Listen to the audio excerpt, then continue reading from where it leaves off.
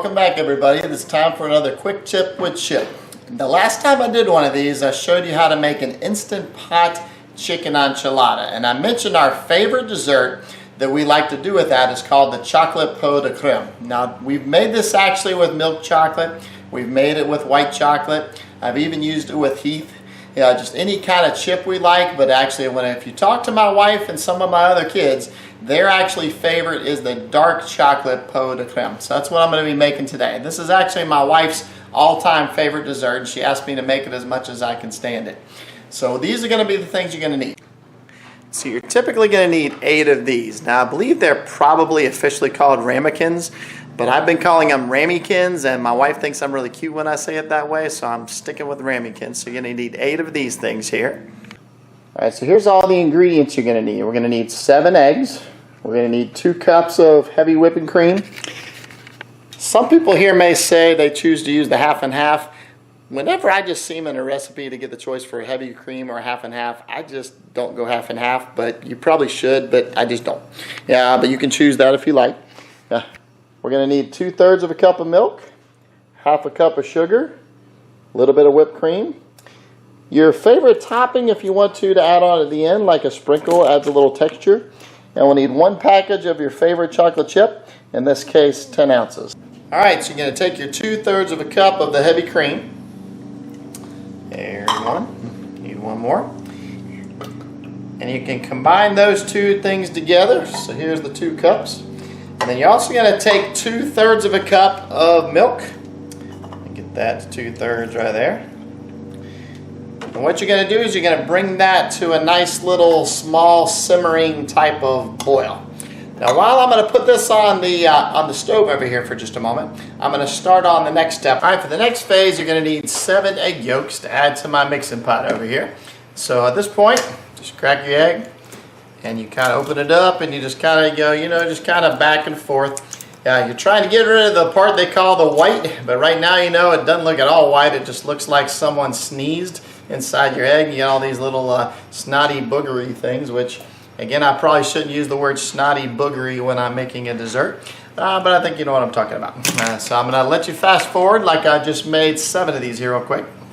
While I'm still monitoring the creamy mixture behind here, so to see when it's going to start to simmer up and boil, I'm going to go ahead and add on to my eggs here the half a cup of sugar I was talking about earlier. And I didn't actually mention this in the ingredients, but some people say it's kind of helpful to add just a little tiny pinch of salt to this. So, pinch. Done. Alright, next step now.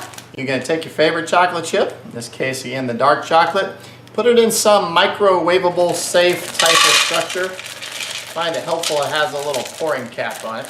Because now what I'm going to do is I'm going to put this in the microwave on 1 minute. I'm going to let it then cook, and then I'll see if it's nice and melted. If it is, I'll go ahead and stir it up, and I'm going to add that to my egg mixture over here. If not, I'll give it another 30 seconds, or just kind of keep going until you feel like it's nice and liquidy. Alright, so once you got the chocolate chips nice and melted, we're going to start to add all that into there. Make sure you get all of it, or the kids will come behind you and lick it all out of the stirring pot, and we want to make sure we get enough of this to make our 8 ramekins that we're talking about. Alright, so we're going to add all that in there. And also the cream that we've been simmering is now done too. So I'm now going to add that also into our mixture.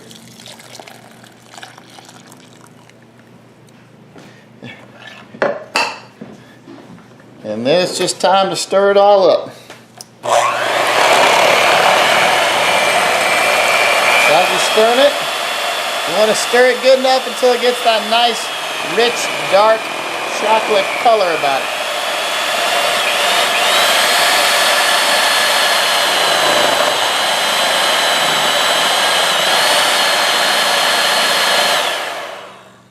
Alright, so by the time you're done stirring that up really well, we're just going to take our first ramekin here, spray it with oil so it comes out nice and clean a little bit later. And then what I'm going to do is I'm going to fill it up with the chocolate to just about that line right there. So you want to leave a little bit of room at the top for it to expand as it cooks. So I'm just going to pour that in there up to that line. And I'm going to repeat that for all 8 ramekins.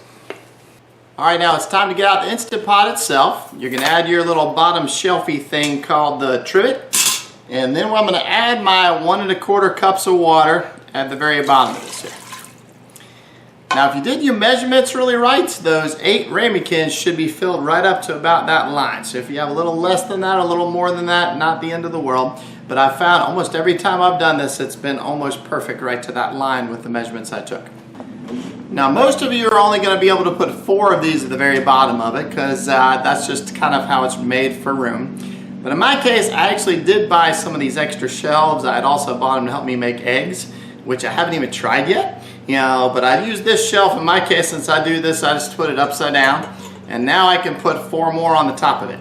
I found either way, if I had 4 of them in here, 8 of them in here, I'm still going to cook it right around 6 minutes in a second. But by having that extra shelf there, I can now take my other 4 and just set it right on top. Now you don't want to put these right literally on top of the other cups. You want to have some space where the heat can get to it.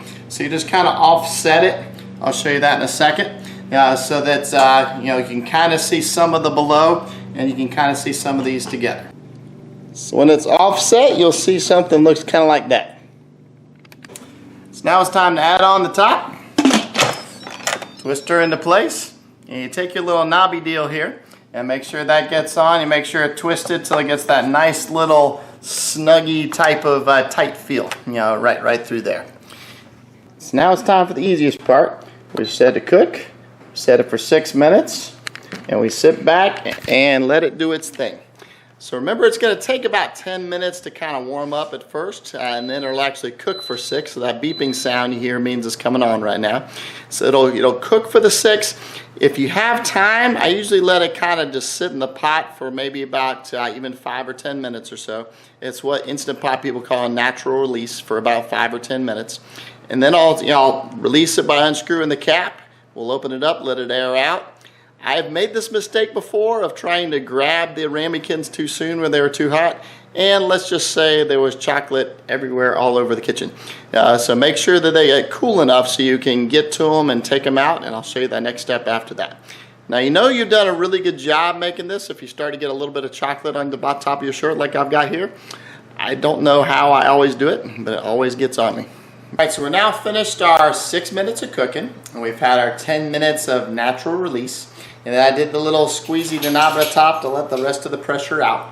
And yes, you may be saying, didn't Chip just have a green shirt on like 2 seconds ago in this video and now it has a red shirt? Yes, I do, because in that 6 minutes it was cooking, plus the 10 minutes it heated up. What else was happening? Well, my wife walked past me and she said, Chip, you got chocolate on your shirt again. So you know what? Take it off. We got to spray with OxyClean. We got to put some other OxyClean powder stuff in there. Let's take care of that. And she takes care of me that way. But I get a little bit of forgiveness for messing up, getting a little chocolate on a shirt, because I'm making her favorite dessert. Now, if I can speak to the dudes for just a second here, if you ever want to spend a little bit of time making this Instant Pot chocolate pot de creme, it's a really nice wife pleaser. I'm telling you. And it's a really simple, it's a small thing, so it's not extremely unhealthy as far as things go too. I know it's still a chocolate dessert, but it's not really that much calories compared to many of the desserts we have in our family here. And also too, my boys, myself, we usually find by the time we finished up this little one here, it's enough to make us nice and full because it's quite rich. So next step now is that we've taken them out. Well, I want to show you, we're just going to cover them up. And I'm going to show you one other little trick that's a stupid little guilty pleasure of mine of recent as well on how I cover them up. Alright, so one of my pet peeves is how saran wrap always gets wrapped up on itself. So I bought this little slide cutter thing. And many of you maybe used it before, but it's new for me. So you just kind of pull it off, get it right to about that edge. And then I'm gonna take my scissors here and just slice just a little slice right up the center to that.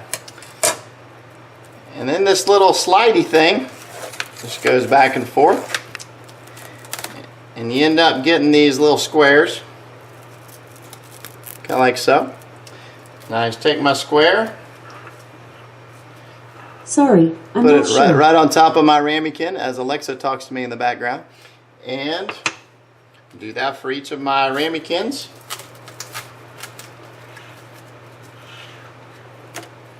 like so. So then the next step is you want to give this some time in the refrigerator. I say at least 4 hours. My preference is there's something about the chemical reaction. If you can give it an overnight or a next day kind of thing, I kind of like it even a little bit better if it has a little bit of a little bit of time, but it's not that dramatic of a difference. If you give it at least a 4-hour cool off there, it'll be ready for the next step. All right, so now we're down to the last step. So we're hours later, or perhaps even the next day, like I mentioned. And yes, I realize I've got my third shirt on in this video, and actually just hit me that all 3 of them are Nike. Nike has not sponsored this video, but if they would like to, I'm willing to talk to them. But the last step is you take the pot de creme out of the fridge, and you take this off, and you should look something like that. And then you get a little whipped cream around the top. I kind of personally think it adds a nice little texture if you do a little chocolate sprinkle on it. That's up to you. There have been times I've even put some caramel sauce or butterscotch sauce or something on top of that. But this is how my wife likes it. So she's on the camera right now, so I'm going to try with her so you can see what she thinks about it. This is my beautiful aunt. Now, first of all, before she takes that bite, another thing, we made Instant Pot spaghetti and meatballs tonight. That was dinner tonight. But here's the dessert. So what do you think? Nice. Okay. I'm a happy girl. Very good. Thank you very much. I'm telling you guys, the wives really like this. I'm not joking with you. But that's the next quick tip with Chip. Stay tuned for the next one.